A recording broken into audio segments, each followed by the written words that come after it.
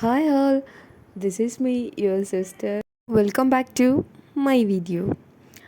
S இன்றைக்கி early morning எந்திரிச்சோடனே news என்ன அப்படின்னா நம்ம ரிலாக்ஸேஷன் கேட்டு ஆல்ரெடி கேஸ் ஃபைல் பண்ணியிருந்தாங்க இல்லையா, அதுலேருந்து மறுபடியும் ஒரு மாதிரி நியூஸ் மாதிரி போட்டிருந்தாங்க.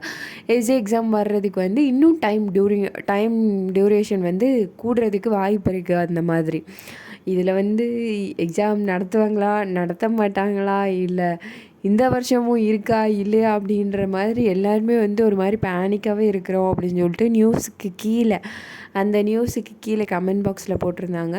இதில் பேனிக் ஆகிறதுக்கு எந்த மாதிரி ஒரு விஷயமும் கிடையாது. கண்டிப்பாக எக்ஸாம் நடக்கும். ஏன்னா நோட்டிஃபிகேஷன் வந்து கவர்மெண்ட்லேருந்து டிஎன்யூஎஸ்பி வெப்சைட்லேருந்து தான் விட்டுருக்குறாங்க. அப்படின்றப்ப கண்டிப்பாக கன்ஃபார்ம் வந்து நமக்கு வந்து எக்ஸாம் நடக்கும்.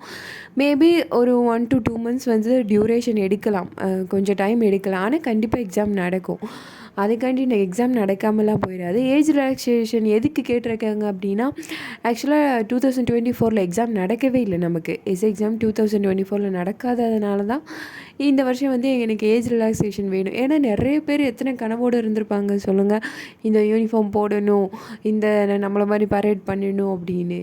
இதெல்லாம் வந்து நீ ஒரு வருஷம் ஒன் இயர் எக்ஸாம் நடந்துருது அப்படின்னா இப்போ இந்த மாதிரி கேஸே நடந்திருக்காது.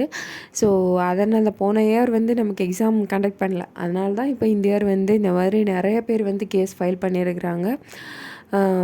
இதுக்கு ஏதாச்சும் டிஎன்எஸ்பி வெப்சைட் அவங்க அந்த இதுதான் வந்து ஃபார்ம் தான் வந்து நமக்கு ஏதாச்சும் பண்ணி கொடுக்கணும். அவங்களோட கோரிக்கையும் வந்து அவங்களோட சைட்லேருந்து பார்க்கும்போது கரெக்டாக தானே படுது. ஸோ சம்திங் ஏதாச்சும் பண்ணால் நான் கொஞ்சம் நல்லாயிருக்கும், பெட்டராக அவங்களும் ஃபீல் பண்ணுவாங்க. ஸோ அனதர் திங் வந்து நம்ம பேனிக் ஆகிறதுக்கு இதில் ஒன்றுமே கிடையாது. நம்ம எலிஜிபிளாக இருக்கோம் அப்படின்னா நல்லா படிங்க.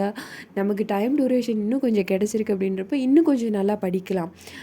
டைம் கிடக்கு, எல்லாம் ரிவிஷன் விடலாம், டெஸ்ட் பேட்ச் பார்க்கலாம். எல்லாமே நமக்கு வந்து இது ப்ளஸ் தான். ஏன்னா நமக்கு டைம் கிடைக்கிது. நம்ம இதை எப்படி யூஸ் பண்ணிக்கணுமோ அந்த மாதிரி யூஸ் பண்ணுங்கள். டயத்தை வேஸ்ட் பண்ணாதீங்க. நமக்கு கிடைக்கிற ஒவ்வொரு நொடியும் வந்து ரொம்ப இம்பார்ட்டண்ட்.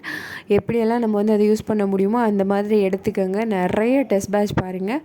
ஸோ நமக்கு வந்து எந்த விதமான ப்ராப்ளமும் கிடையாது. ஸோ நமக்கு டைம் இருக்குது, அதை எப்படி யூஸ் பண்ணணுமோ அப்படி யூஸ் பண்ணுங்கள். ஓகே, ப்ரிப்பரேஷன்லாம் எப்படி போயிட்டுருக்கு, நல்லா படிக்கிறீங்களா, என்ன மாதிரி போயிட்டுருக்கிறீங்க அப்படின்றதையும் கீழே கமெண்ட் செக்ஷனில் சொல்லுங்கள். நல்லா படிங்க, படிக்காமல் விட்டுறாதீங்க. நமக்கு டைம் இருக்கா, இன்றைக்கி நம்ம படிக்கலாம், நாளைக்கு படிக்கலாம் அப்படின்னு விடாதீங்க. இருக்கிற டயத்தை எப்படி யூஸ் பண்ண. இன்னொரு விஷயம் கேட்கணும்னு நினச்சிட்டே இருந்தேன். நீங்கள் ஏதாச்சும் டெஸ்ட் பேட்ச் அப்ளை போட்டிருக்கிறீங்களா, இல்லை என்ன மாதிரி படிச்சுட்டு இருக்கிறீங்க, எந்த மாதிரி மெத்தடில் படிச்சுட்ருக்கீங்க அப்படின்றதையும் கீழே கமெண்ட் செக்ஷனில் சொல்லுங்கள்.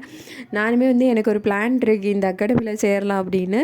அதை வந்து அடுத்த வீடியோவில் வந்து நான் சொல்கிறேன். நான் எந்த அகாடமி ஜாயின் பண்ணியிருக்கிறேன், அவங்களோட டெஸ்ட் பேட்ச் எப்படி இருக்குது, கிளாஸ் எப்படி இருக்குது அப்படின்றத. ஸோ இந்த வீடியோ முடிஞ்சிச்சு. பாய்.